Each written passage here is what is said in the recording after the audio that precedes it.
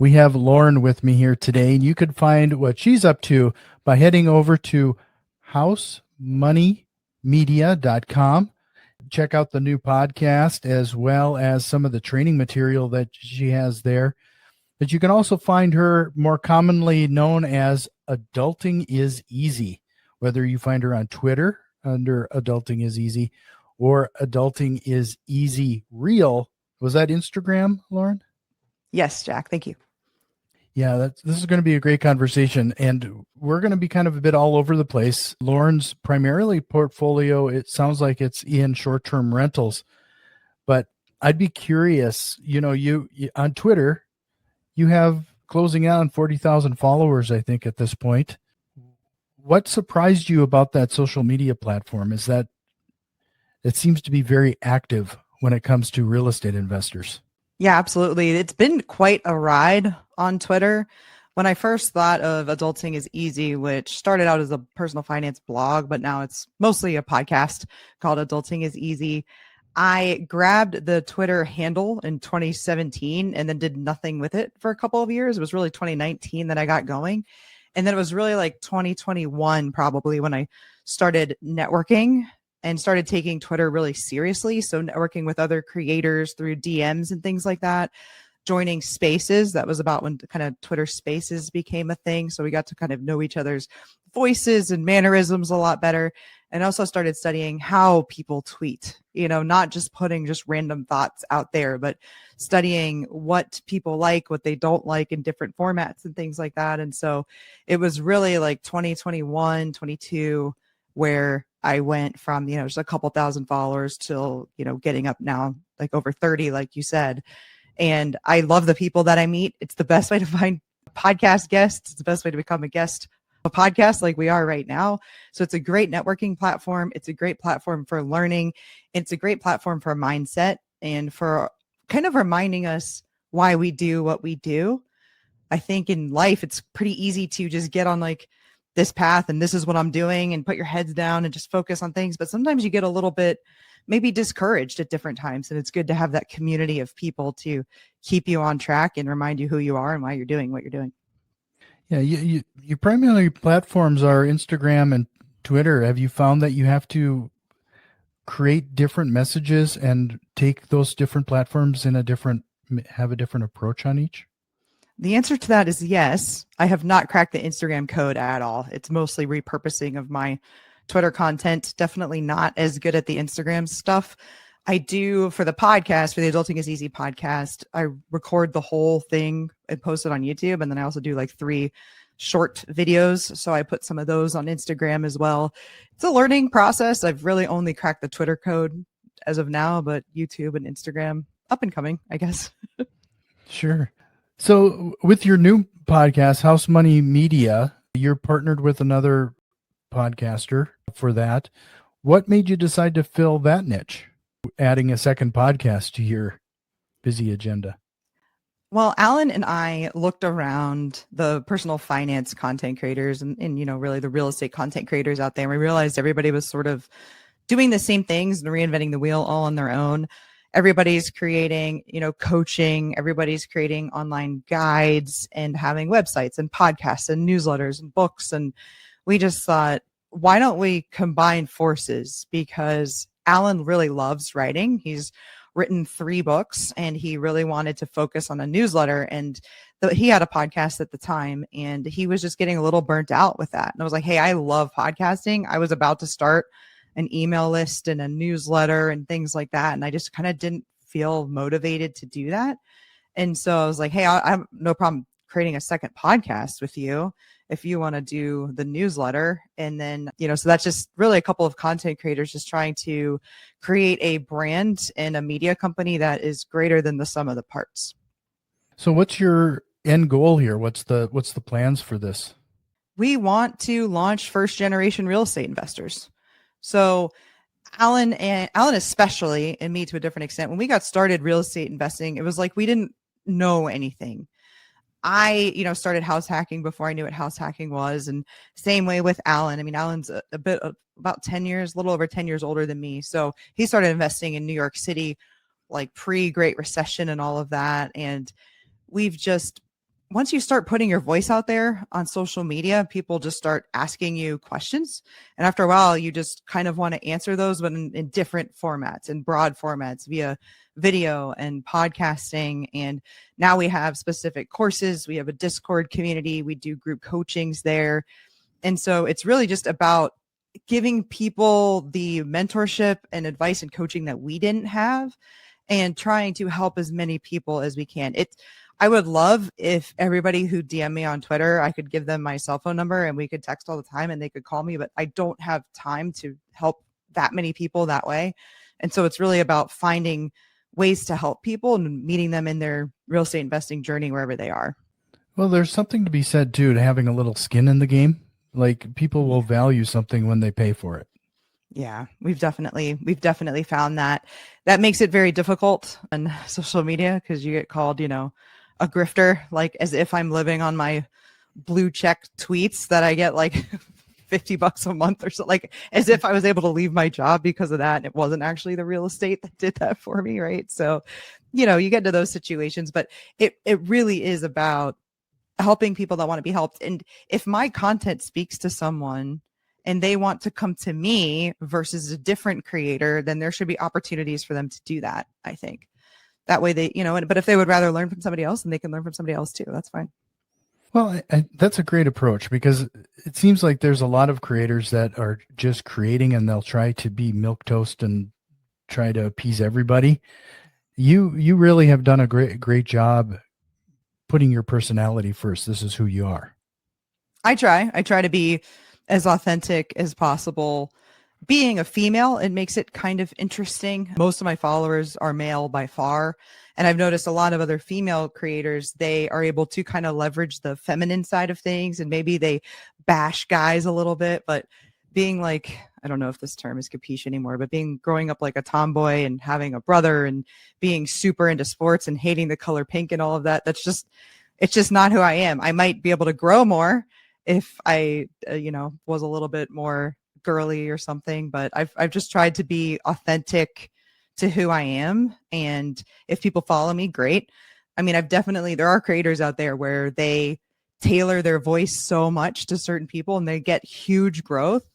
And I've really just decided not to do that. I've decided truly to just be who I am. And sometimes I put my foot in my mouth, it's social media, it's live streaming, you're talking all of the time. You're not going to get everything right all of the time, but I do try really hard to be authentic because I value authenticity in other people, and I love when I meet a creator and I'm like, oh my God, they're exactly how I thought they were going to be. Because there are some times where I meet people and I'm like, wow, this person's a dick online, but in person, super nice. Like, why is that? So I try to make sure that the real Lauren and adulting is easier the same. Now, that said, it's like a huge part of my life is, say, like pickleball, volleyball, boating, hanging out with my niece and nephew. I don't post a lot of that stuff because it is a personal finance account at the end of the day, but I do try to stay authentic. So go into your real estate investing. It like I mentioned when we hit record, that it seems like majority of your portfolio is the short-term rentals. How did you find your way into that particular niche? And is that where most of your cash flow is coming from? I definitely started becoming a real estate investor thinking I was going to have one rental property. My parents had one rental property my whole life. Actually, my mom bought her first house at 22 and bought a rental property at 24. And that's about when she met my dad. And my dad was like, cool, love that for you. We're not buying any more of those. And so they had one house and one rental my whole life. And so when I was 27, I already had a primary residence, bought my second primary and rented out my first. And that was going to be it. But I'm like, I'm a learner. I'm a curious person. So I stumbled down, the real estate books and podcasts and really tried to learn. And it became pretty obvious pretty quickly that one single family home wasn't going to do it, And so traded that into a duplex, ended up trading that duplex in a 1031 exchange into a 6-unit apartment building, and then have some other properties. So that's how I got into real estate investing in general. I got into short-term rentals because I wanted to house hack. My first house, I had a roommate, so it was like technically house hacking. But when I bought that second primary, I had pretty good job. I was making like a couple $100,000. I was like 27 years old, bought this house in this golf course community and this BMW, and like still wasn't happy. I was like, what the hell is this about? And so I just kind of started to try to figure out like, what are my values? And I just realized that I was very caught in this life where I really liked my job. That company actually doesn't really exist anymore. But at the time, like I liked that job. I was there for 7 years and it hit me. What if this changes? I'm stuck. And I realized that that was the feeling that I didn't like. And I knew what house hacking was at that point. And so I approached my then husband at the time and I said, we've got to move. Like, we've got to figure out how to get a rental property. We need to like cut some of our bills down. Cause the difference between like retiring at like early at 55, but retiring at like early at 35 or 40, it was house hacking when I ran the numbers for us. And we just happened to buy in I live in Florida. So we bought in this tourist town and we actually ended up buying an actual bed and breakfast with 2 ADUs, accessory dwelling units, 2 little cottages on the property. And the lady that owned this had been living in the ADUs, renting the house. We did the other way, lived in the house, rent the ADUs. But because it was a tourist town and because it was already bed and breakfast, we ended up going the short-term rental route. But our goal, we already had long-term rentals. The goal was to you basically buy a house with like an above garage apartment and do long-term rentals. It was just by happenstance of where we bought and what we bought that put the short-term rental bug in our head. And we had also just gone through the moratorium on evictions at the time and ended up with a squatter that wasn't even our tenant, that wasn't paying and couldn't get her out. And you don't have that problem with short-term rentals. So it was kind of just a few things coming together that brought that into our minds, and we've ended up really liking it. Is this where you would probably focus if you had to start over again? Like, would you focus with short-term rentals? Yes, I would do what I do. I would do small multifamily. We have 2 duplexes, the bed and breakfast still with the house and the 2 ADUs and the 6-unit apartment building. I would stick with that at least to start. I mean, at some point we may trade up some of those things. Yeah, and I would do short-term rentals. Some people love like single families and things like that. It's just the economies of scale are not there enough for me. No, and I think that's a reality that people, when they're getting into real estate investing, wholesaling is the low-hanging fruit. We got every guru in the world promising the world with no money down, all that crap. And then you got people who are sold on the concept of single family homes are great rental units. And I learned that lesson the hard way. I mean, I live near Fargo, North Dakota. The properties aren't extravagant, to say the least. We can hit that 1% rule on a pretty regular basis on a single family home.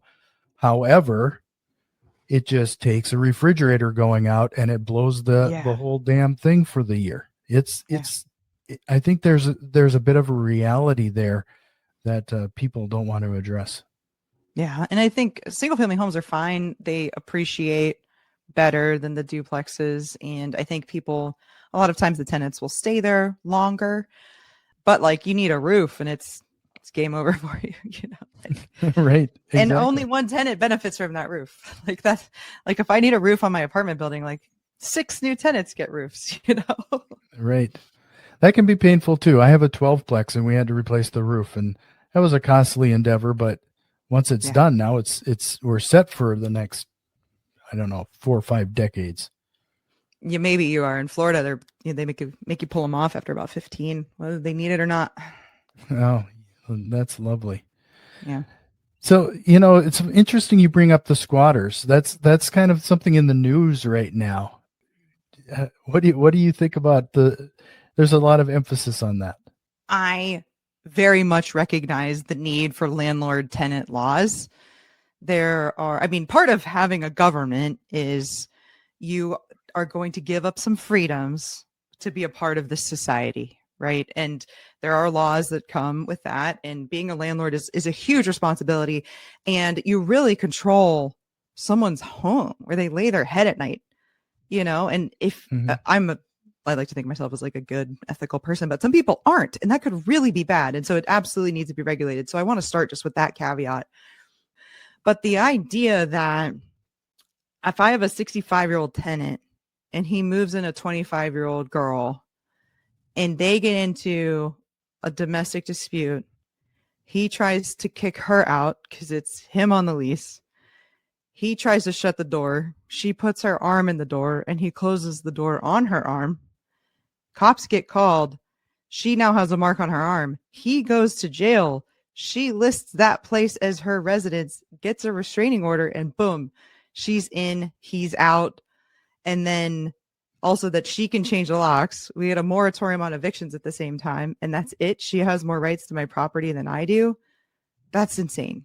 Like, that's just, I don't think there's any world where laws and ethics don't always go hand in hand, but in there, I feel like it really doesn't. If that person has more right than I do, the ethics are that's my house. I didn't even have a tenancy agreement with her. She has never paid me rent, has no desire to pay me rent, but now she has a right to my place. I mean, I can't imagine even the most voracious tenant supporters thinking that that was the goal of these laws. It wasn't to protect those people, you know? Yeah. I was going to say, wow, that sounded like you were speaking from experience, but it's obvious that this was this actually happened. Yeah, that happened. We were under contract to buy the bed and breakfast at the time. You know, how old was I then? I was like 30. You know, I'm 34 now, but I've lived like 10 lifetimes since then, it feels like. But, you know, like it, you know, we really, that was unfortunate. But, and, you know, and one of the outcomes of that is every time a long-term tenant leaves, we switch it to a short-term rental, you know? Oh, okay. And I mean, that's probably, I mean, we did add a long-term duplex recently, but you know, what was that? What they wanted? I don't think so, but we're pretty jaded from that. Just to remind everybody, head over to housemoneymedia.com to learn more about what Lauren and team can help you with. And if you are on X now, or formerly known as Twitter, head over to Adulting is Easy. Now you're going to find some direct links in the show notes. And if you found some value in what we're talking about so far, please share this with one of your real estate investing friends, or like and subscribe. Thank you. So, Lauren, you're switching over to the short-term rentals every time the long-terms get free. What are some of the, let's start here. I'm because you're so direct on a couple things, I'd be curious as to your answer. What are some of the things that people should be aware of that they probably don't know when considering short-term rentals?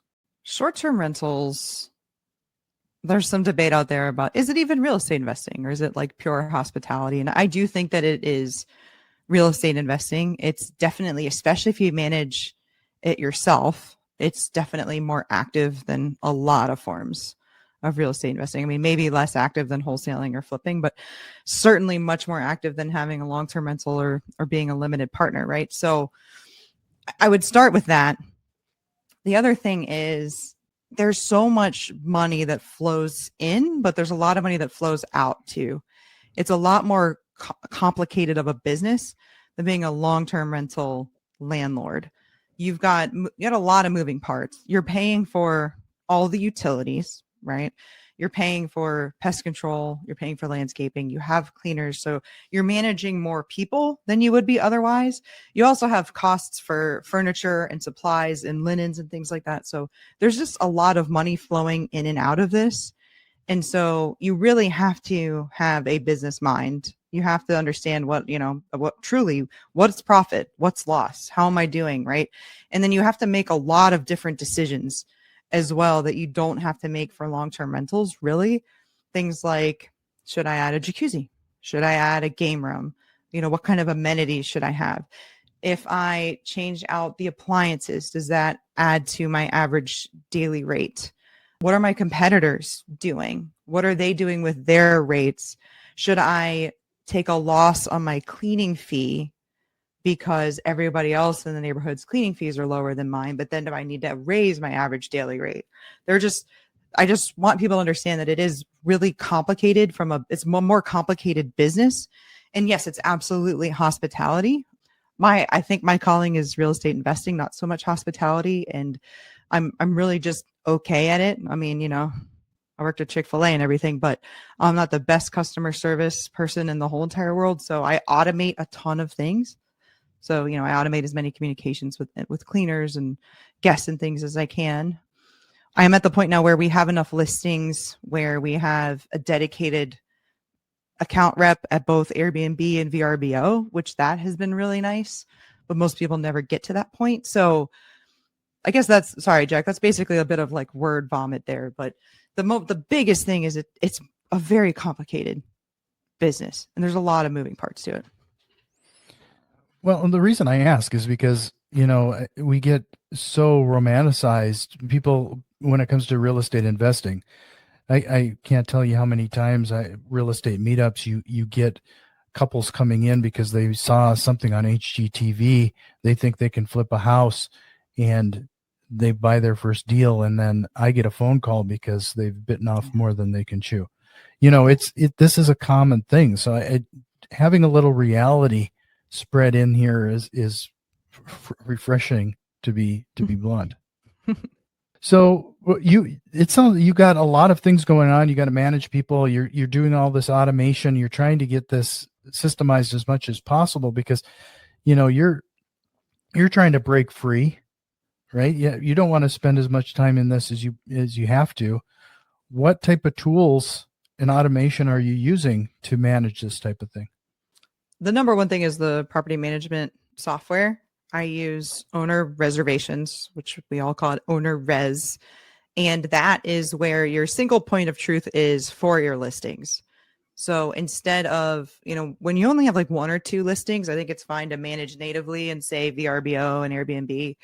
But for example, you want to change a picture, you got to change it in both, right? Owner res, you're changing your pictures, you're changing your listing descriptions, all of that in one place. And then it's pushing into those platforms. That's a huge benefit of it. The automated communications are huge.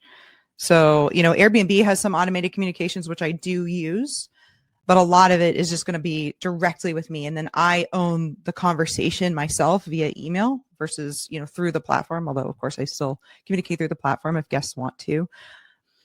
I have locks. So we have Schlage code locks, and we have a software called Remote Lock, which communicates between owner res when we get a booking to the lock, then sets the lock with a certain code. And then the guest doesn't get that code until a few days before, but the code doesn't actually start working until check-in time.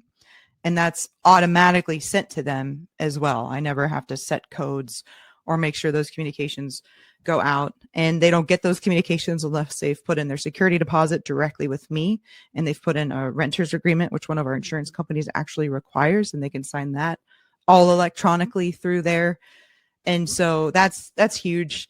Some guests, I know that they say this, that it's, it's not very personal. It's a lot of impersonal communication. And I understand that, but I also really have to give every guest a consistent experience. And I can't do that unless I'm systematized. And we still get really good reviews on communication and stuff, but it's definitely, I'm sure, different than a lot of their experiences if it's just somebody that's just mom and pop managing, maybe like one unit, and they are clearly just typing all the communication all the time, setting the locks themselves, cleaning the unit themselves, and all that's definitely a different experience for our guests, I think, in some cases. Well, I was curious as to what your thoughts on this. I have, like I said, I have this 12-plex in a small community outside of here, and I have an apartment that's coming up that we're rehabbing. I'm putting in some new amenities and a few things. In this scenario, though, it's kind of more of a farm-oriented community. There's farm hands and the like. And I was thinking about turning it into a short-term rental, but kind of on this, every short-term rental that I've seen is set up to the nines. They're always so lavish. I was actually thinking of a stripped down utility type thing. Is that a possibility? Is that something I should consider? That's what we do. I mean, I mentioned a game room. We have one unit with a game room because it's something that we're like trying out, but every additional amenity, and I think this every time I see a tricked out one, it's an opportunity for you to really fall down for your guests. So if guests think they're going to go play ping pong and all the ping pong balls have been stepped on, it's a huge disappointment for them. or if the paddles all suck or they go missing, or the cornhole bags have all rotted, or if there's leaves all over the putting green or something. I don't know, I'm making stuff up here. But I mean, all of those are things that can really be a disappointment to somebody if they don't have them. And so for that reason, we don't add an amenity unless we know that we can systematize it and deliver it every single time. And so our mission actually is to provide budget-friendly clean stays on the west coast of Florida. And all of our decisions really come from that perspective. And so if that's something that you want to do, I think that's fine. I think sometimes people, and all of our units are relatively smaller too, because we try to avoid, parties and stuff. They're all studios, 1 or 2 bedrooms. And so sometimes people, it's like they're just 1 or 2 couples or a small family that just want to get away for a weekend or a week, and they don't want a bunch of frills. And so there's a niche. You just have to know who your guests are going to be and if there's a market for that. And you can use AirDNA, and there's some other online data tools that can tell you approximately what your revenue might be. I would ignore those in terms of costs. I think you need to know what your own costs are. And maybe I would take 10% off of the revenue estimates right now if they're based on the last couple of years. Let's be real. So, but my answer to your specific question is, what do you have to lose? Like some furniture? I don't know. Like I would try it. No, I would just be pulling the abandoned mattress out by the dumpster, put it in there quick. No, you get a Zionist green tea 12-inch mattress. I'm just kidding. Of course. That's just been, I mentioned it because it's top of mind lately. I have this 12-plex, and you have a dumpster there, and the city decides that's the place where everybody can throw shit. Yeah, that is annoying. My business partner for House Money, Alan, deals with some of that in his multi-unit buildings.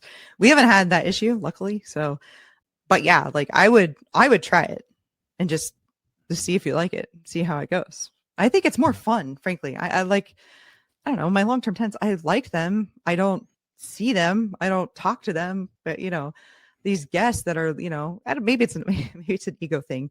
Maybe it's like you're getting likes on social media when you get those like 5 or 10 5-star reviews every week. And you're like, right, this is so awesome. Look how happy they all are. That I like that better. Well, do you have any kind of suggestions for people then who are doing this for the very first time? Airbnb, VRBO? VRBO, vacation rental by owner. Yeah. They are so large right now. There's so many listings. How do you stand out, especially when you got maybe one unit? So with Airbnb specifically, you're going to get rated on location, value, cleanliness, communication. Pay attention to those things. When you first get started, your rate should be relatively lower so that people pick you and you get some good reviews under your belt. When you are first starting, it's important to, well, it's always important to listen to feedback, but it's particularly important to listen to guest feedback early on in a listing. Like if I hear something from 2 guests, that's when I'll pretty much make a change or look into the thing. If you look into every single feedback item that a guest gives you, you never, like, sometimes a guest will tell me something, I'm like, oh, it sounds horrible. And then it's like, nobody ever mentioned it ever again. I'm like, oh, okay. It was probably just them. Or I sometimes wonder, were they on like a multi-city trip and they reviewed me first, they thought it was a different place or something, So the feedback's really important. When you're first listing, you should put new in the title if you don't have, before you have 3 or 4 reviews, so that people aren't weirded out. Like, why is there no reviews on this place? It's like, don't worry, it's new. So I do that. Stay there yourself. If you even, I don't care if it's in your backyard. Okay. I have 2 in my backyard. I've slept back there when I've had my house tented and stuff like that for termites, but you check, lay there. Do you like the bed? Do you like the pillows? Do you have internet everywhere? Is it too hot? Is it too cold? Is it too loud? Like, you need to know all of these things about your unit and just stay really connected to it. I think you might be surprised how many hosts are unaware of what's going on at their properties. They may not know anything about it. They may not have stayed there in a year. I think if you are a somewhat hands-on operator, especially at first, and you provide clean, comfortable stays and good, clear communication to guests, and your price slightly under what market is, at least at first, and then you start racking up those reviews. I think people pick us because they see, oh, these people have been doing this for a while, you know, and you have to get to that point. It's not easy. It's not easy right now. You know, there was a time where you could put pretty much anything on Airbnb and print money. That's not the case, but I look at that as a good thing because I think that I am a conscientious, organized, connected, good operator. And so I think in the long run, that will work out for me. Well, I'm going to circle back on something you said earlier. You mentioned you asked yourself what your values are, and you had to kind of break free from the 9 to 5, that corporate world. What can you talk a little bit about that process? What you went through to I'm going to just say more people have to get up the nerve to make those first steps. Yeah, I mean, the first steps should start long before you stop liking your 9 to 5. In my opinion, I bought my second primary, rented out my first one in 2017, and like I was like peaking in terms of like my career was on fire. I was making good money. I loved my job. I loved the company I worked for, but I knew that if that ever changed, that would be a problem, and it did change a few years later. And so you have to set that foundation before you're unhappy. That said, if you're already unhappy, you know, the best day to plant a tree was 20 years ago. Next best time is today, right? So you still have to get going. But you have to, basically what I decided, what my husband and I decided was we would become financially independent, as in our real estate would all pay for, of course, itself, but also our living expenses, kind of bare minimum. And he's 3 years younger than me. So our goal was we'll hit that level and then he'll work 3 more years and then we'll add kind of lifestyle stuff to it. What about vacations? What about when we need to buy cars? What about all this other stuff, right? And so that's where we're at right now. But you kind of have to set your goal up front. And when you hit that, you got to do it. And I was somewhat lucky because we hit financial independence. I worked for another year after that. I just saved all of my money. And then, you know, if we needed extras here and there, my husband would spend it here and there. But the real estate was paying for, you know, our mortgage and our utilities and our expenses. And then we basically knew we didn't need my job anymore. We barely needed his. He was investing almost everything he was making. And so we had this like little trial period. But he was also telling me like every day, quit your job. Quit your job. Did you quit your job? Did you put your nose in? Did you quit your job? And so after a while of hearing that, you end up taking the leap. And it's been good. It's been a year almost since I did that. I was 33. Now I'm 34. And also in that time, perhaps coincidentally, my husband is owner of his engineering firm, and his engineering firm has been doing insanely well. And so as he's gotten busier with the firm, I've been able to take on more. You know, the rental business used to be very 50-50 between us because we both had full-time jobs and we were both doing that. I've been able to take a lot off of his plate. And I don't think it's a coincidence that the firm has really, really done well in the last year, because I think he's been able to focus on it both like in time, but also in, you know, strategic thinking about the business. And so now, you know, he's got some decisions to make coming up. You know, does he take a step back? Does he sell his portion? Does he stay until they do sell the firm in a few years? And then we can upgrade our lifestyle and all that jazz. Yeah, that's a great example of, you know, what you focus on grows. It definitely happens. It sounds like for his engineering firm and for your endeavors. Yes, that's true. And we are at the point now with our 6-unit apartment building. At the end of this month, we'll have our 5th unit that we'll take from a long-term rental to a short-term rental. And then I'm going to keep one long-term tenant there to keep an eye on things for me. And so that will be done. We've been hitting a lot of deferred maintenance type stuff for the last year. So really getting the portfolio to be in a pretty bulletproof place in terms of, you know, for sure roofs. God, we don't need any roofs, but, you know, roofs, some windows, floors, painting. We're really getting to the point where our deferred maintenance is very, very low. And then it'll be back to saving up a pretty sizable either emergency fund or acquisition fund again. But yeah, we're in a good spot. And a few years ago, I don't know that I would have pictured us being where we are.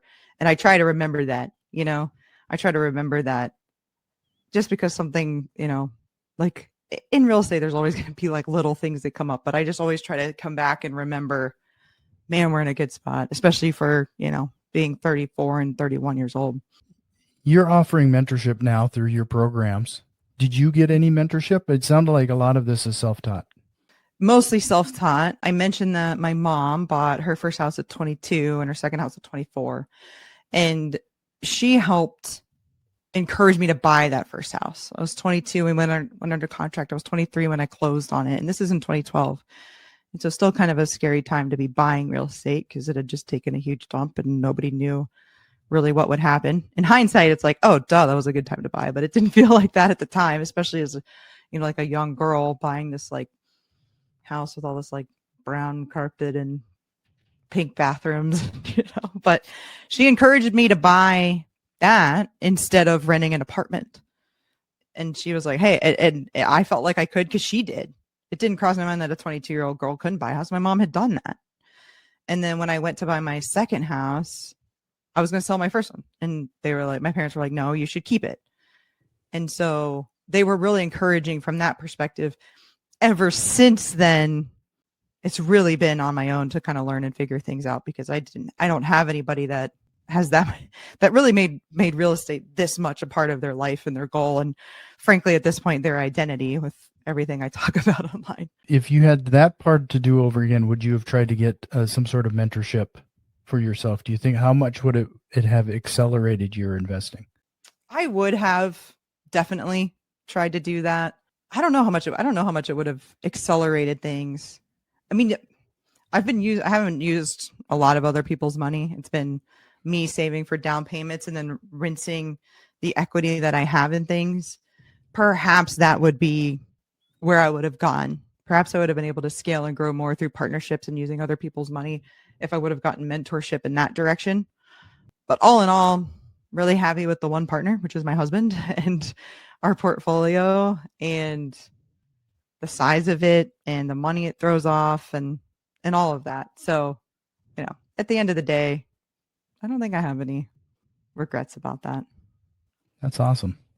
Just to remind everyone one more time, head over to housemoneymedia.com, learn what Lauren and team can help you with. And again, it is Adulting is Easy on Twitter. You're going to find all those links as direct and clickable in the show notes.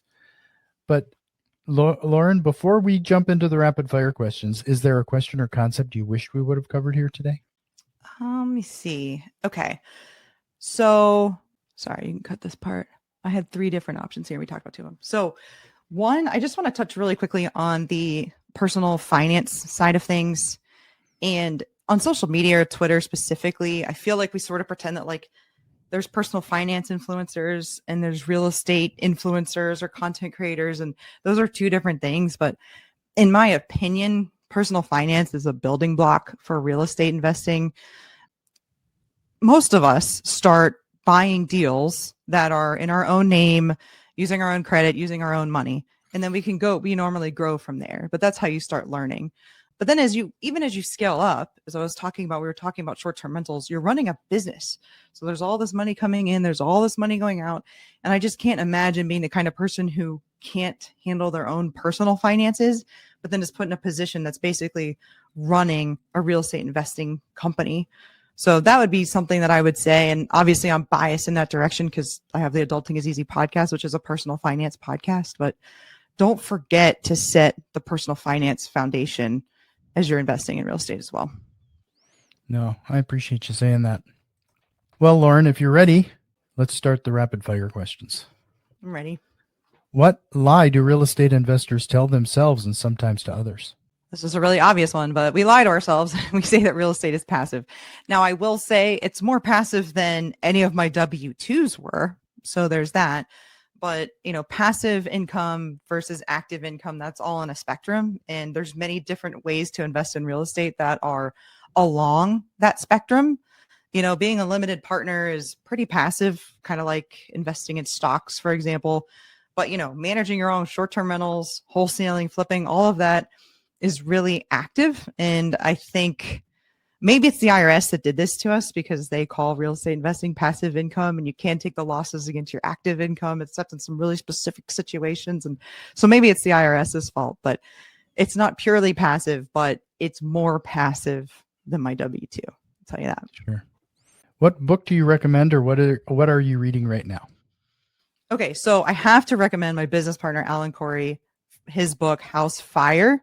And this is, it's a real estate book, but it's also personal finance based. And it's this idea of, let me use real estate to throw up enough cash flow to get rid of certain bills. So it's like, here's my house, and that's my cell phone bill. Here's my house. Those are my streaming services. Here's my house. That's my car payment. And so that's a really good personal finance / real estate book. So that's number one. Number two, I've never seen anyone recommend this book before, and I am all over Twitter and book recommendations and stuff. And that's called Predictable Success. That's about business and kind of the life cycle of a business and how to move your business to these different life cycles without going into the big rut and death spiral. So that's a good one. And then personal finance, tried and true, man, Psychology of Money. So sorry, that's 3 books. But No, I read so much, I couldn't just do one. Predictable Success. That's the one I'm going to have to add. I just about a couple months ago, I think I finished The Psychology of Money. So that was definitely a good one. Great And book. your partner's approach, it's funny he has that approach. When I was we do a lot more house flipping and stuff now, but at the time I was so focused on I was going to build a single family rental portfolio. I had a list of our expenses on my bathroom mirror, and I would draw a line in them as I was working through them. So it's interesting. We come to the same idea. If you could go back in time and give your younger self one piece of advice, what would it be? I touched on this a little bit, but it would be zoom out. And so my old boss also used to call this reduce to the ridiculous. So just remember overall what little unimportant things are and what big important things are. And do not forget to zoom out. Another concept that I've heard of is this idea of this 10 days, 10 months, 10 years thing. When something bad happens, ask yourself, is this going to matter in 10 months, 10 days, or 10 years? And that should give you some perspective on what's a big deal and what's a little deal. Oh, great. What single strategy, process, or tool have you implemented that has had the biggest time-saving impact to your business? Yeah, it's those automations we talked about earlier. OwnerRez, for property management software, Remote Lock for the locks, Price Labs automatically sets my pricing. Also, this, I guess, isn't really like a strategy process or tool, but we hired a bookkeeper as well, which that has saved a lot of time. You've mentioned this automation a couple of times now. Is this something that you had to set up yourself? Did you learn this whole process, or did you outsource that? I didn't outsource it. I did an Airbnb swap where like I went and stayed at this woman's Airbnb in Wisconsin, and she came and stayed at my Airbnb in Florida. And in both cases, we were also both around. It wasn't at the same time. And so I spent a couple of weeks with her, and we just shared a bunch of things that we were doing. And she had some of the automations down, but it's a lot of trial and error. But like, I have a friend that texted me about OwnerRez last night asking me a question. OwnerRez is great. They have so many help documents, and their customer response is great. And you also can pay them a pretty nominal amount. I think it's like $500, maybe it's $1,000 now, but to help you set this stuff up, which is totally worth it. Well, Lauren, this was a fantastic episode. I really appreciate your time. Again, you can learn more at housemoneymedia.com. Check out the podcast and the training material she has there. And Adulting is Easy on X. I guess I keep saying X. It's X now. So who cares? I say right? Twitter. I say Twitter. I think I'm always gonna say Twitter. Thank you so much for having me, Jack. Being the host of 2 podcasts, I know your job is not easy, but I hope I was okay on the guest side of the microphone. It's quite a bit different experience. Yeah, no, I appreciate it. This was great. Great to meet you. You too.